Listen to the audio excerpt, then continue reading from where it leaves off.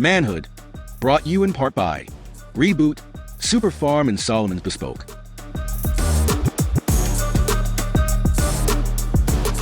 Welcome to another episode of Manhood, where we always aim to be better as brothers. And I think by now we are achieving it. Every episode, every conversation, small steps are certainly making us better as brothers. And I hope it's making you better as a brother, better as a sister for whoever's looking. And the aim of the show is always about positivity and reaching out to people and hoping that you take that step to be a better person. You know, they always say the aim is always to leave a room better than you met it, and to leave this earth better than you found it. So today's topic is another good one, and one that's going to be reminiscent for certain people, nostalgic in certain ways, and for others it'll be a lesson. It's boys then to now. Boys then to now. And joining me today, Johanse Iwedike, behavior change consultant. To his right, Marlon Bascom, youth community activist, we'd say it, you know, advocate. You know, and there's a lot of story behind that we'd like to hear. You know, with what's happening in the United States now that may impact that. But we're really happy to have you on the set here today to share a lot of your insight with regards to you know, children's authority. You know, sort of really pave the way or to set the tone for the conversation here today, which is boys then to now. Definitely. Thanks for having me. I must, you know, I'd be remiss of me not to introduce the young gentleman to your right. You know, Sucre, you know, one of the men of the moment now, an artist, a writer, part of Evolution, the band. Yes, sir. Right now, really pumping, you know, pushing on those waves right now, and especially during the carnival period. So, you know, thanks for being here. Definitely, and, man. Definitely. No problem at all, you know. A real big topic. So I want you boys then to know. Men then to know. Where you notice? Boy, well, the biggest elephant in the room is the advent of and the factor of social media. So literally, if I compare myself to my sons, I have two boys. The older one is 14, and we have to actively break them from the screen. You know what I mean? If I give my older son, he's 14, if I give him chance, he like this all day, every day. The phone. Or the tablet screen, right? And you have to be deliberate about breaking that up and making sure, okay, we go outside for a walk, we swimming now. You understand? Do they give any resistance? No, just because, and it's really and truly only because I'm their father and that level of respect. Sometimes they don't want to do it, but they understand that you can't be on the screen 24/7. You know, something I always say to them is, hey, life outside. You understand? Look up from the screen. If we're in the car, look up from the screen. Which part of Trinidad are we in right now? Yeah. Right? Do you know where you live? You know? So part of that boys enter the one, Sucre, you know, you can give when you hear conversations like that, you know, you're younger. Youngest man, yeah. And Yes, so, I am. So when you look and you hear, you know, sometimes I may hear things that my grandparents will tell me or my parents will tell me, and I'm like, okay, that's interesting. And that's because I've sort of bridged the gap between what they can explain. You know, I could still understand that before, you know, when phone was rotary and before video and, you know, VHS and beta things, you probably, you know, things that you might look back now and be... I'm looking at you like, what is that? What was that? Correct. You know, and then you into the age of technology, yes, into the age, and God spare life, I'll still be around for AI and what that brings. So it's easier for me when I'm hearing those conversations. It's exciting. It makes me feel good to hear those stories, and it's information. But for someone like yourself, in this Gen Z, even going into the Gen Alphas, is it in a way kind of like annoying? Like, oh God, well, we didn't, you know what I mean? That is old people thing. This is the way things are now.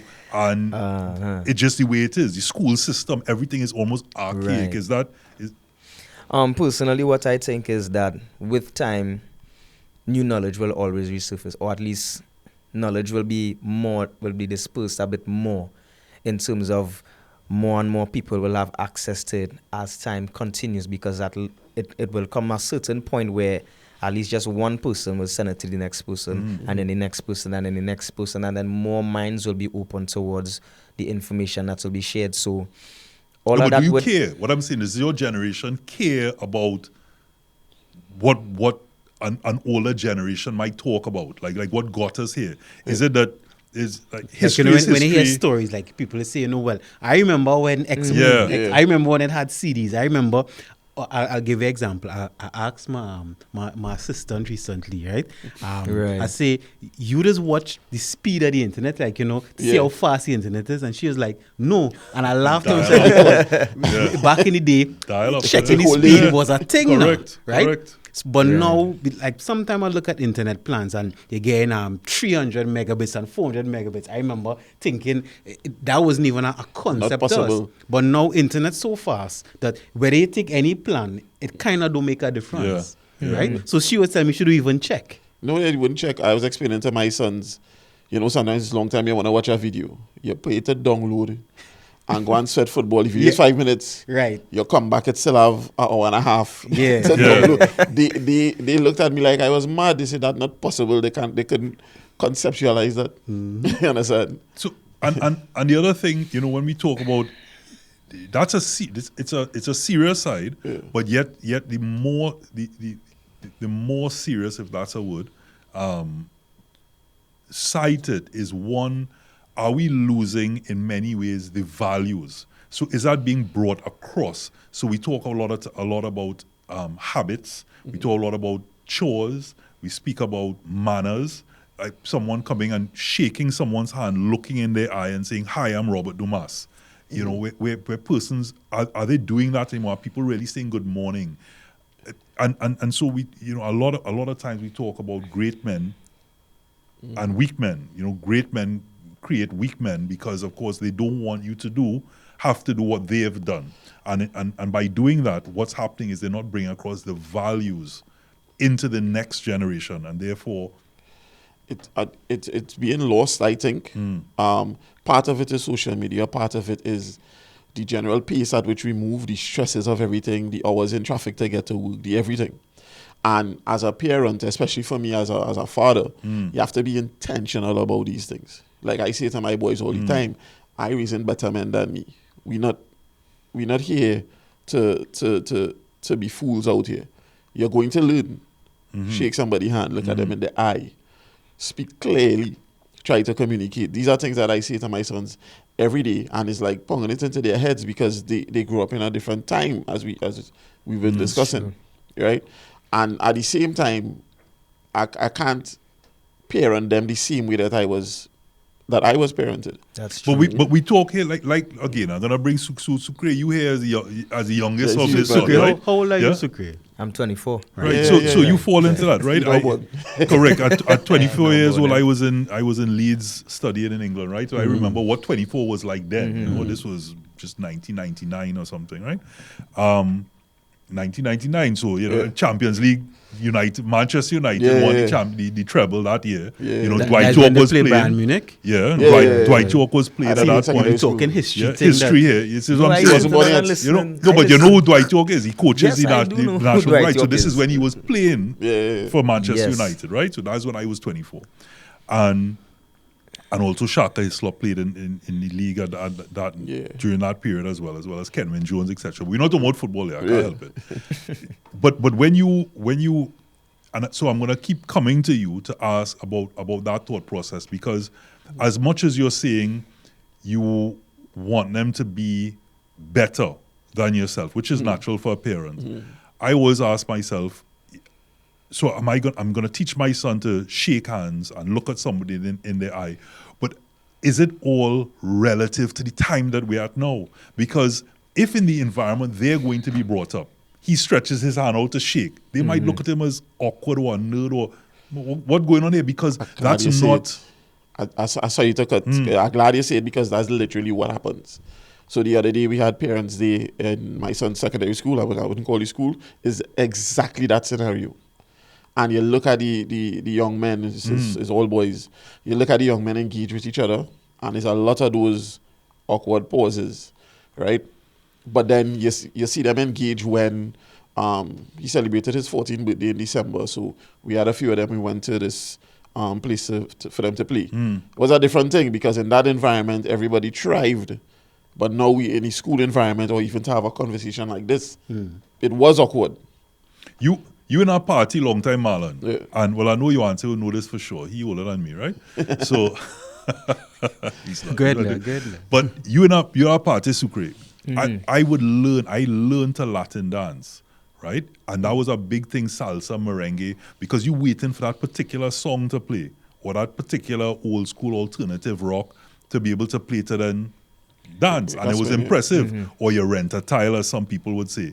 Now, you're not, and I hate the song old, like I say nowadays, and it reminds me of how my parents would song back then. They used to say the same thing. How that has changed, where it's a walk up or wine and a joke and things that is a different. The interaction is different. Definitely.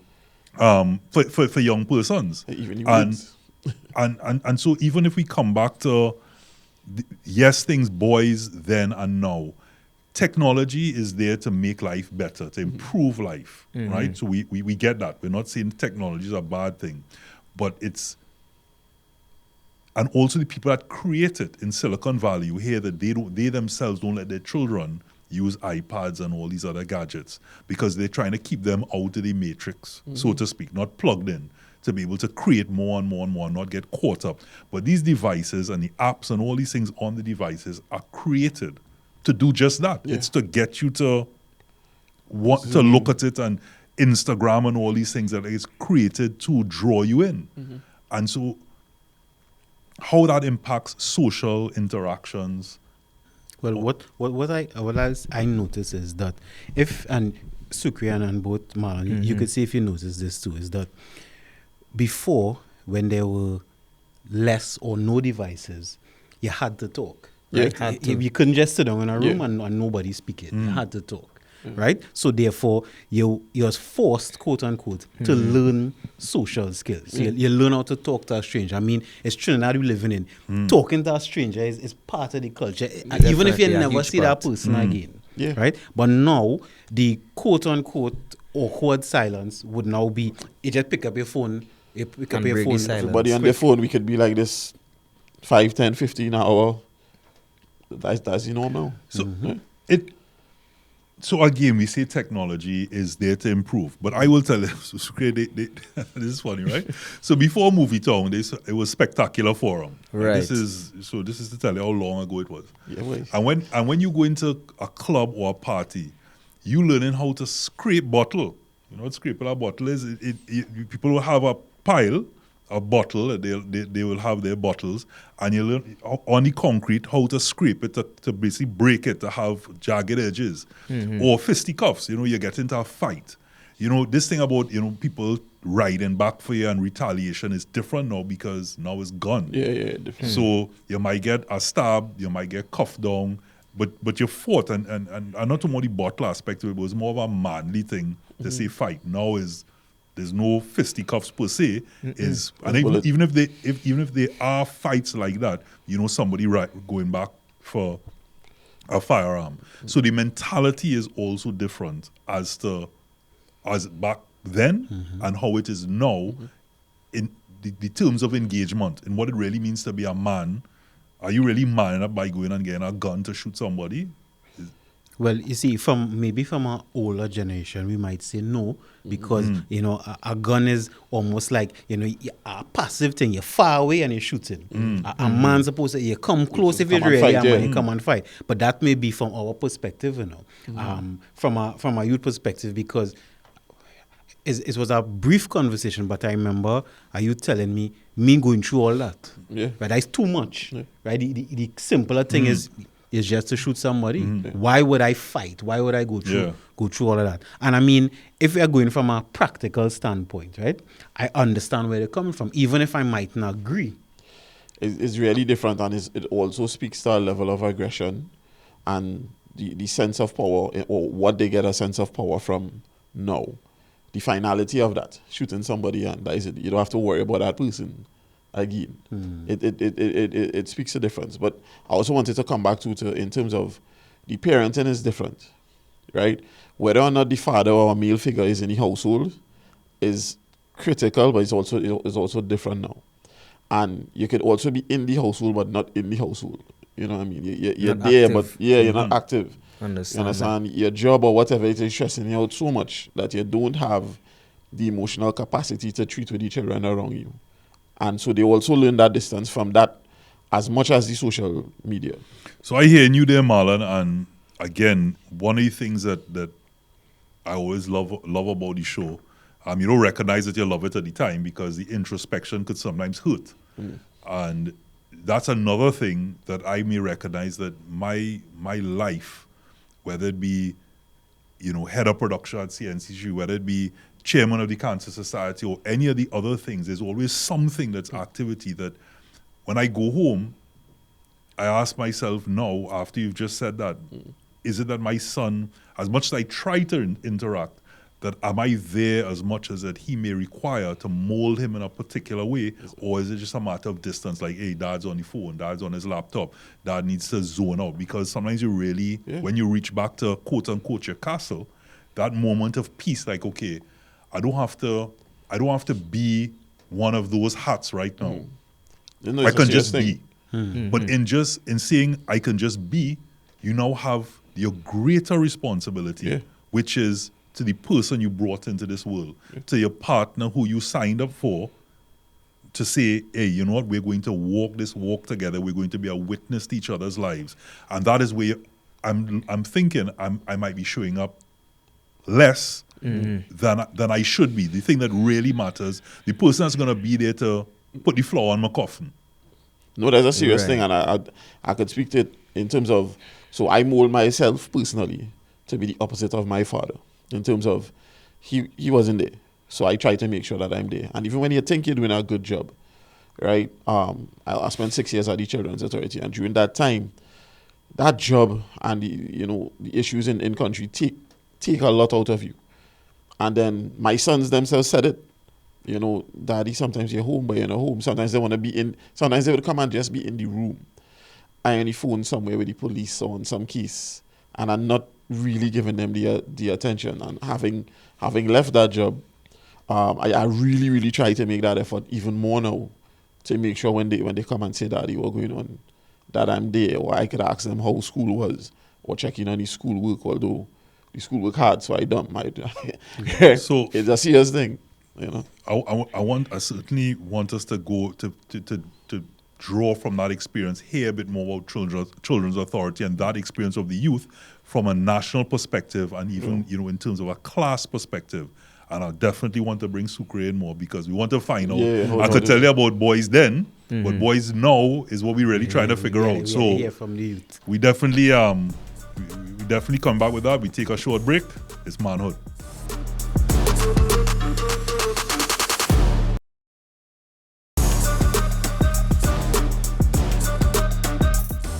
Blessings. This is Sucre, and you're watching Manhood. Boys then to boys now. Yeah, man. So, what I definitely think boys need now is a listening ear, more understanding, because I feel like as time continues to go and time continues to progress, as I say, more information, people have more access to it, so people's minds are a bit more open, same way.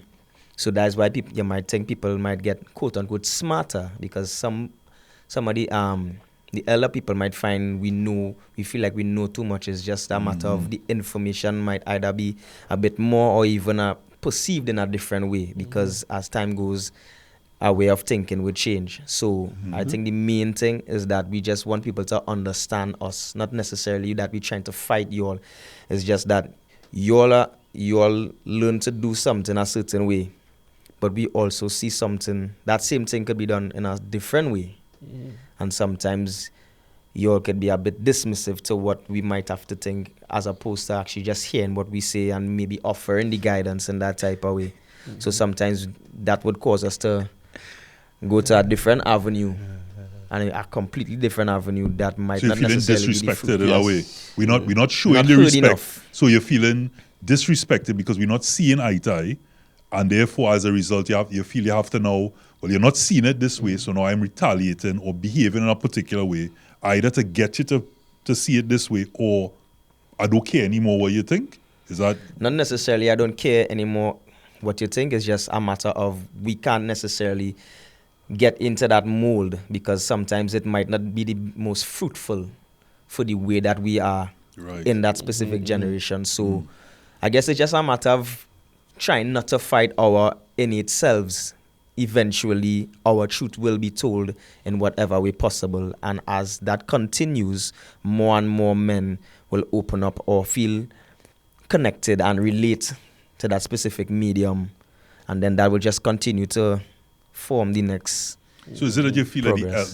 the older persons, because I still consider myself young, the older persons are not moving with the times, they're not making the adjustments because we have something to connect to back in the day, whereas now is just the now. You can't expect somebody in the now to understand the past because they're only in the now. And if you're only in the now, this is the way things are done. This is the way that we communicate and we understand. This is even the language is slightly changing. You know, from I used to hear my parents talk about pig Latin and things like that. That's true. You know, and different ways of speaking, and there's a different lingo now, and just like LOL and all these other things like that that are becoming. And is it that, Johan, so you could probably chime in here, is it that sometimes our lack of understanding is not only causing an issue with the younger generation, but it's also maybe a feeling of us starting to feel lost, that this technology, the youth and all that, we can't keep up, and it's almost as if it's something that you start to fear of the unknown, fear of not being able to keep up. Well, I think it is a fundamental flaw that, and I'll use Trinidad and Tobago because that's where we grew up and that's what we know most. Not to teach us to embrace change. Is that when I was a child, the older generation want everything to stay the same, right? So they try to mold me into their world. They try to mold their world, right? They born in the 1950s and they want the 1980s to be like the 1950s, right? And I think when I say it's a fundamental, because we all know the only constant is change. Yeah, correct. Now I saying we know it, but we don't like it. We just fight it. Yeah. Right? And because when you speak, and I was laughing in mind because I hear myself Same saying thing. exactly Same what thing. you're saying at his age, right? So why it seems like that is something that continue happening. And when I was thinking about it, it's really change. It's really, we don't embrace change. Well, when you say we, right, the reluctance to that change, it's, growing up, they would always use the example of liking things in a comfort zone. So, for example, you put a frog in a petri dish, and then you put a Bunsen burner under the petri dish, and you start to light it, and the water warms up. The frog will stay in that petri dish and boil to death rather than jump out because it's in a comfort zone. What is different from millennials to my parents to their parents, like you said, there's that reluctance to change. And as you quite rightly said, I think it's Peter Drucker said it, where the only constant in life is change, right? Now, even within that, the younger generation now is quite the opposite. It's almost like a full pivot. The other side of a full paradigm shift where they're not reluctant to change. They embrace change. The constant for them is change. Without that change, it's stagnant, and they need that change because of whether it be the way that we have, and I keep saying the word weird. It's reminding your parents and so like what we have given them in terms of this world now. There's no choice but to be the way they are to survive. True. And what was resonating with me as the youth Sukri was speaking, in terms of they're not feeling heard. And that applies, we were talking earlier about child protection and so on, it applies significantly there as well, and just in general. It's not that what the older person might be saying is necessarily wrong. It's not that they don't understand, they just want you to hear what they're saying as well. Basically. You understand? A kind of mutual respect, right? And the thing about it is, as older persons, you have that thing where, but I know what it's for, you are a child.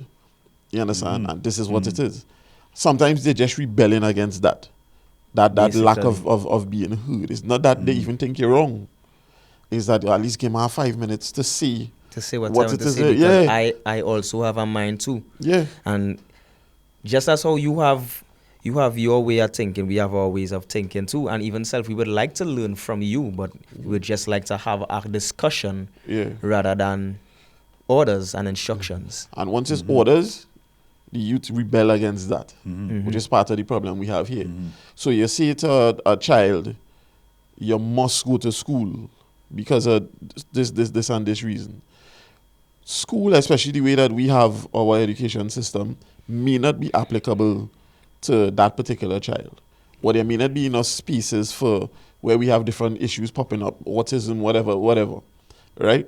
So the child wants to learn in a different way, but he cannot learn in that environment. She cannot learn in that environment. So the child rebels. And nobody wants to hear, but you're 12 or you're 15. Nobody wants to hear them. So it's not that they don't understand or they don't want to do it, but you're not hearing them. So we're going against. Plus, what I would add is, and Sukri mentioned it, is that it have so much information now. Back in the day, if I was given an order, I may not have had the information to argue against it. But now, if I tell you have to go up, I could show you reasons why I shouldn't go up, and logical reasons. So even if I hear what you're saying and understand, all these other things exist. So it's kind of hard just to follow blindly, but it have all this information. Right in your hand, your phone gives you access to literally the entire world through the internet. As opposed, think about it. When we were younger, you had to find the encyclopedia. You had to find the National Library. No, my sons do so. On the phone right there. Right? Google. Yeah, Google, what is this? Siri, what is this? And they get instant answers, especially more now as the AI technology coming in. Right? I had to wait till tomorrow to see if the library open, to hope I find the book. Or hope you get the newest edition of the encyclopedia. Yeah, all of that. Be outdated. You understand? And even when, the internet came in. The real world boy. Yeah. But even when the internet came in, until we were talking earlier about how long it took for something to download. We know about dial tone and waiting however long to get the information. It's seconds. I could go one higher than even before dial tone, ICQ. You see, I didn't know that. Yeah, with the little flower, right? What that thing? You had to type. It was typing a whole code and hope. I always remember a friend of mine I was studying in Germany at the time and sitting on by the computer, and these people clearly trying to get the computer and speaking, but I wasn't versed. I didn't understand. I couldn't communicate in German as yet. And all I was like, no, I have to wait for this thing to pop up to see the to be able to say, hey, just to feel connected. Yeah. And where we come now, I mean, now we walk around on our phone and everything is there. FaceTime, WhatsApp, AI, all of these different things where you don't even, in 2 minutes I could write a song. And that's the thing about technology. It's there to continue to make things easier, or make a task easier. For example, you might just think that the computers, the cameras here is technology, but at a certain point in time, spoon was technology. Yeah. A fork is technology. It made eating easier. So in that context, why must I only listen to your opinion as the older person as to the thing that I must do? There are so many other parts. And this may be the part I want to choose. Why we can't merge your idea with my idea? And that's exactly what we would be open towards. But it's really a matter of the two generations coming together, listening to each other. Because one of the things I like to live by is comprehension, compromise. So communication, comprehension, compromise. We communicate with each other. We express the ideas. Comprehension, we listen to understand rather than listening to answer. And then we compromise, not necessarily in the strictest form, but in terms of coming to some sort of agreement on how we could move together healthily. And I want you to take us to the break with that, because I want to come back with something just about that. So that's your camera. Take us to the break. Once again, this is Sukri. You're watching Manhood. Boys then versus boys to now.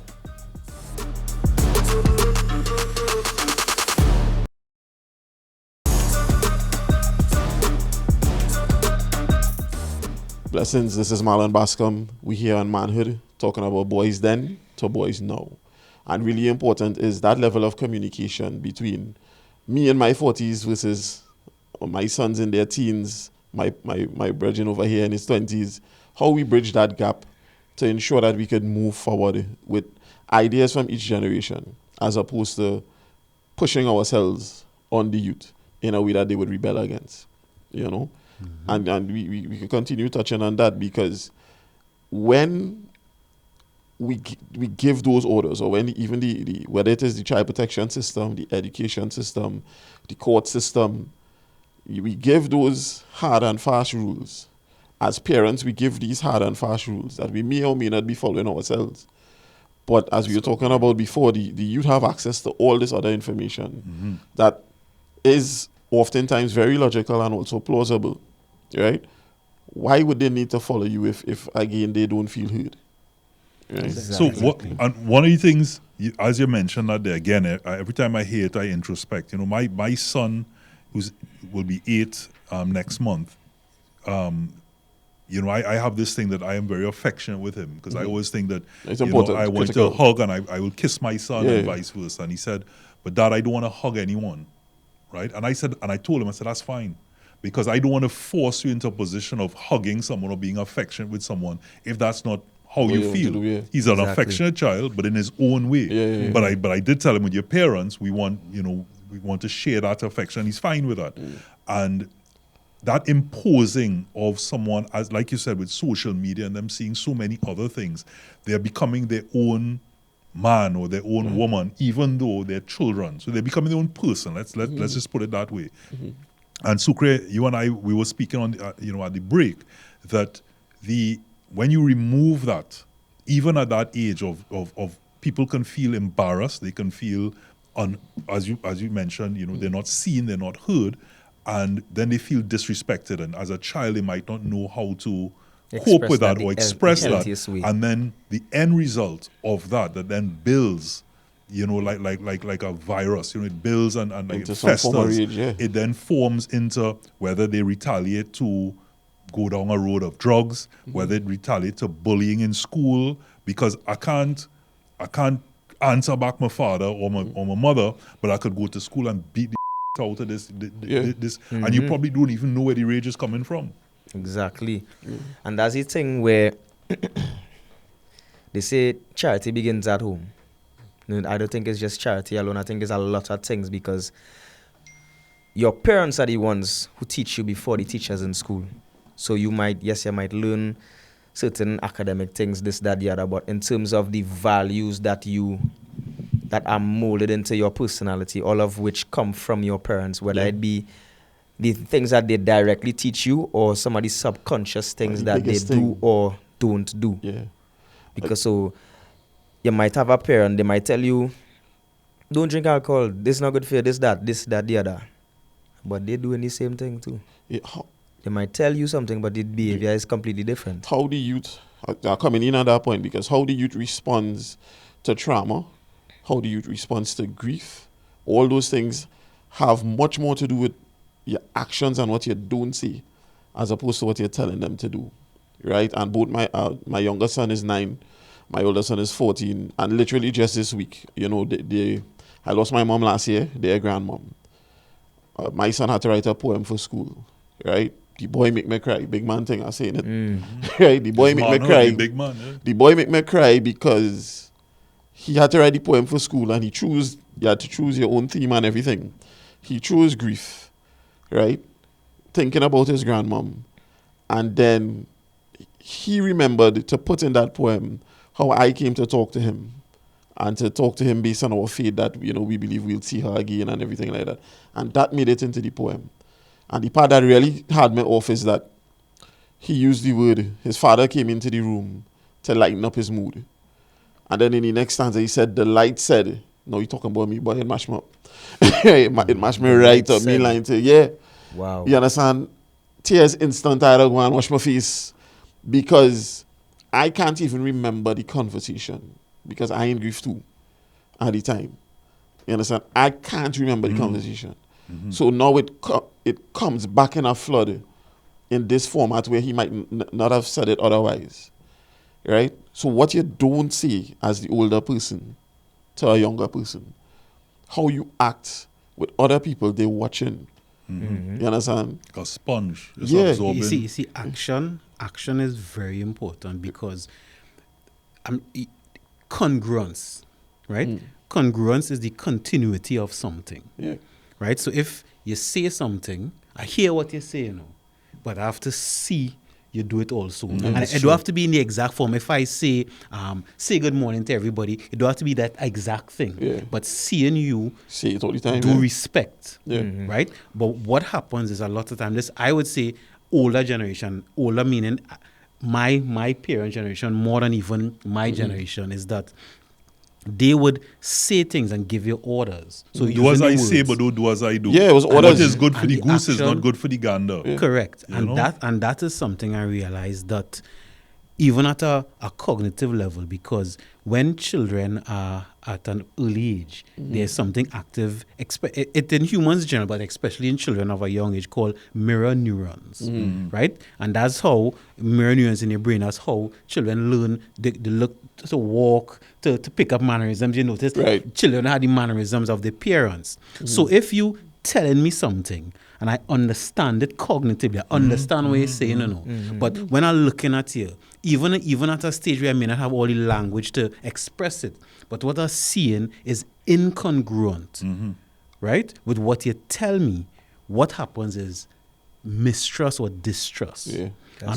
And sometimes that happens at an unconscious level, you know. Yeah. So once your child distrusts you, That's it. Then Because you're telling me, like, you know, the old people will tell you in a household, they'll say, well, this is my house. I could do what I want.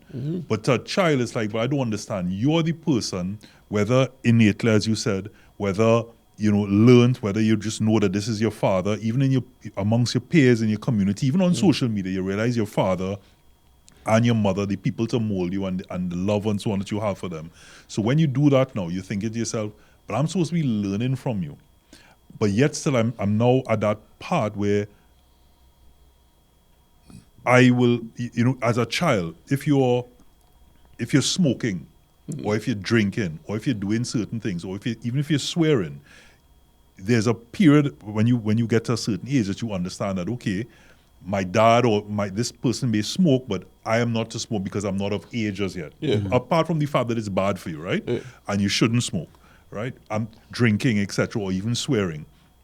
But yet, at that point, when you're not at that cognitive level as yet to be able to make to have that discernment, you're just seeing that, but he's telling me don't do something, but you're doing it, and you're the person I'm supposed to learn from. So why are you doing it? And the disconnect there is where that mistrust then comes in, because I don't understand the do as I say, but don't do as I do. the other when thing you're doing it. The other thing with that mistrust is, I mentioned trauma. If something happens to a child and he tries to come to you, or she tries to come to you to explain what it is, no, I don't have time for that now. Dismissive. You see that? I can't come to you again. You understand? Maybe and that's part of the problem with respect to just going back to child protection issues in this country. That is part of the reason why now I'm holding something in for 4 or 5 years. Something may have happened when I was 10, and you're wondering why I'm acting out now that I am 15. Because I tried to tell you when I was 10 and you didn't listen, so why would you listen now? Right? And it's a real thing. That's the other tragic side to what my brother was saying here. So in children's authority, I know, you know, one of the things that, you know, I want to get before we wrap is children's authority and what you've seen in youth, in men, in boys, even in the homes, then and now. What are some of the big changes that you've seen? Are you surprised by the levels of crime and what's happened, and the fabric, the manners and the fabric of this society being broken? No, I'm not surprised, unfortunately. And so, apart from the 6 years that I spent at the Children's Authority, and really shout out to them, people there doing a lot of 24/7 hard work.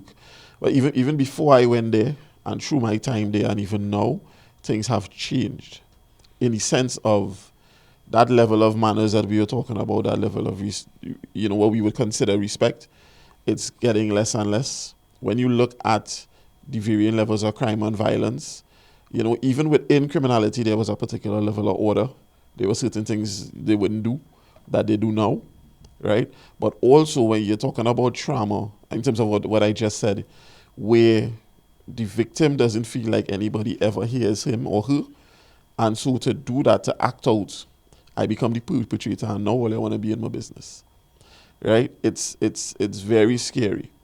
And so I can literally trace from when I was in my 20s, which would be like 2010, right, to now, in terms of predicting a degradation of the society. You know, at the time we were 200, 300 murders, and literally understanding, in 10 years we could be 500, 600 murders if we don't say certain things. Reported. Right? Yeah, and having that experience of saying to power, I even want to say the different ministries, but saying to power, this will be our fate in 10 years, 12 years. No, you're talking about a foreign country. No, this is what I'm seeing in the schools, right? The boys are more violent, the girls are more violent, everybody sexually active, right? In particular areas, in fact, everywhere, not particular areas. And if we don't address this, right, now we have phones in the school, remember talking 2010, right? We will have significant problems, and now we hear 500, 600 murders becoming normal for us. So let me ask you something, Marlon. Sucre, you might want to chime in here.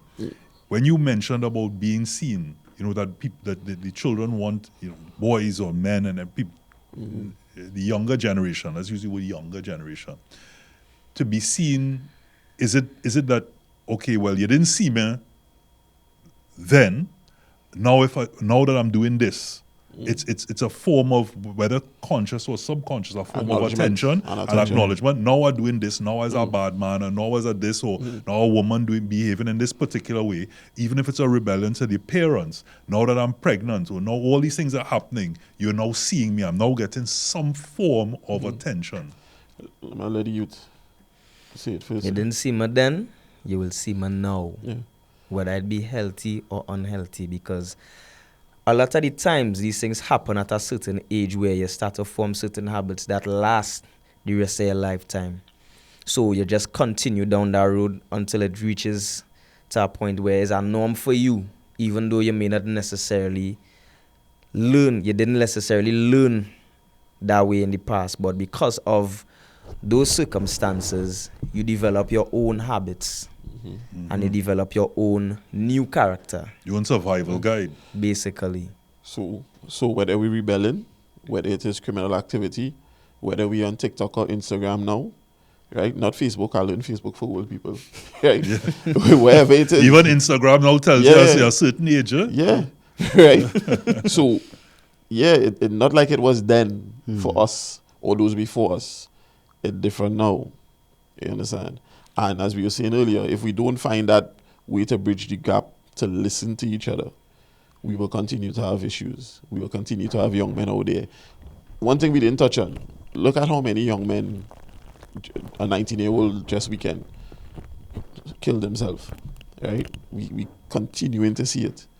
And young men in particular, and this is from my perspective, young men in particular don't feel or see that they have those outlets for somebody to talk to, or to be able to cope with whatever life stresses coming at them. So we killing ourselves. You see me when I go on. You know? And before I'm glad you raised that point, because if then till now is definitely a rising suicide. Yeah, by then far. Till now, and rising how many suicides, and then lowering of the ages, the age that do it. And from my perspective, I think part of the reason why is, one, I have the younger generation, and Suki, you could tell me if I seen anything incorrect. They have a lot to say, some maybe even more to say than I had at my age, but have less avenues. So I have more to say, but less avenues. So it's almost like a bottleneck of things now. So in human behavior, it's thought, feeling, action. And less or more avenues? Because I would think with social media and so on, there's more avenues to express yourself. But less avenues that they want. Yeah, because social media is not quality time. Yeah. Talking to your father, talking to your uncle could never compare. Personable. Right. Yeah. To putting up a post. A post might give you 50% Or what you release, want. but talking to the person you really want to talk to is what you want. And if human behavior, thought, feeling, action, thought into feeling, the feeling is the energy to produce the action. That's But true. if I have no action, I have nobody. So then you just have thought, feeling. So I sit down there, I have all these thoughts, I have all these feelings, and it building up and it building up and it building up. Till it busts. Yeah. Until it bursts. So the message there that I'm taking away, boys then and now, is likes are not love. No. Likes That is is not love. Likes is not love. I like that. And we need, as we come, you like that? I love that. Yeah, for sure. The response that as we talk about human, forget men or forget women, we talk about humans, is to be loved and to know that you are enough. And that's at the crux, that's at the base of humanity. So if we could just quickly, as in, we kind of out of time here, Right. So to kind of give some closing, because I really want to hear about Sucre. Bottom line, he's an artist. Right. You have a Right, song right. out. That's I want to hear a little bit about the song, Right. and maybe give us a verse or something to take us out. Take us out. Yeah. All right, so quickly, my takeaway from this is, then till now, I think then it had a lot more quality, right? Not as much quantity, but now it have all the quantity, but a lot less quality. And what we could do is bring back in somebody the quality interactions, listening. That is my thing, because the youths are real bright, and I have plenty things that I can learn from. And I'm saying anybody, if older generation listen to the youth, and for the youth listen to the old. If somebody don't want to listen to you, find somebody that will listen to you instead of bottling it all in. So quality over quantity. Yeah, I really want to emphasize on that. For us as men, especially older men, right? Whether we have sons, nephews, right?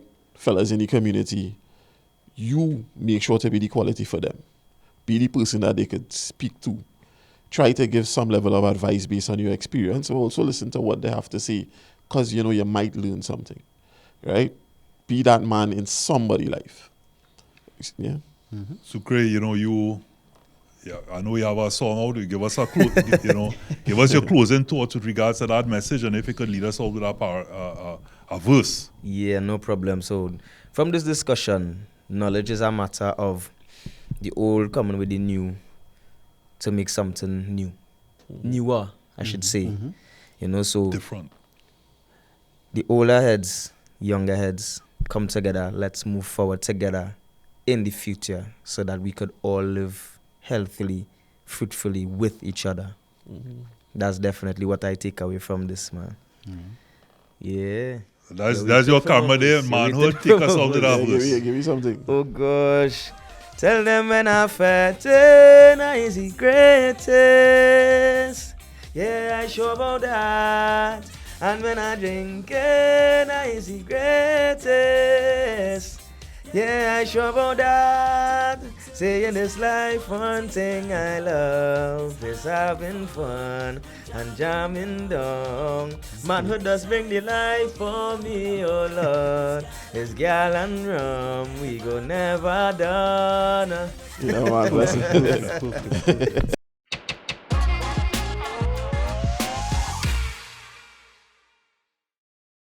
My name is Elias. The title of this track is Promise, and this is Manhood Spotlight.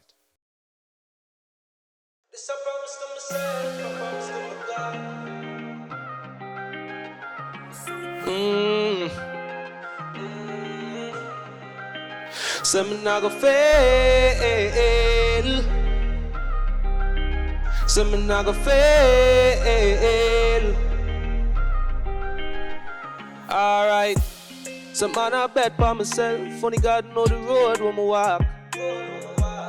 Focus on my wealth. No, I said the time on the clock I feel tick, oh God. Yeah, my daughter fi eat, so I can't tie it up on the block. Some man I hunt for the green, see the flame that I burn on me. This I promise to myself, I promise to my God. Promise to my girl when me have down on me yard. Promise to my little youth I fi be a good father. Live long, me no go down on no marks, me no go fail. Say me nah go fail. No, I say me nah go fail. Yo, me no really pose as no gangster. Not really pose like my bad. But same way shark teeth, Lego. If you touch my man, I stand for my strength. So me never beg a forward, but me never is a coward. I feel stand firm in the faith, so I me them can't overpower. So we get up and I get it by any means. Can't study enemies, not trust them when them say them I'm a friend for real. Cause them them want see me in a cemetery, want see me feel disappointment they go and receive. When me touch the road, yeah me nah go fall. Know the world it cold, Jaja protect my soul. Let the truth be told, I'm a king for sure. Now the world fi know, this I promise to myself. Promise to my girl, when me have done on me heart. Promise to my little youth, I feel be a good father. Live long, me no go down on no marks. So me nah go fail, so me nah go fail. So me nah go fail. Yo, so man I bet by myself. Only God know the road when me walk. Focus on my wealth. No, I say the time on the clock I feel tick, oh God. Let my daughter fi eat. Can't idle on the block. Manhood, brought you in part by Reboot, Super Farm and Solomon's Bespoke.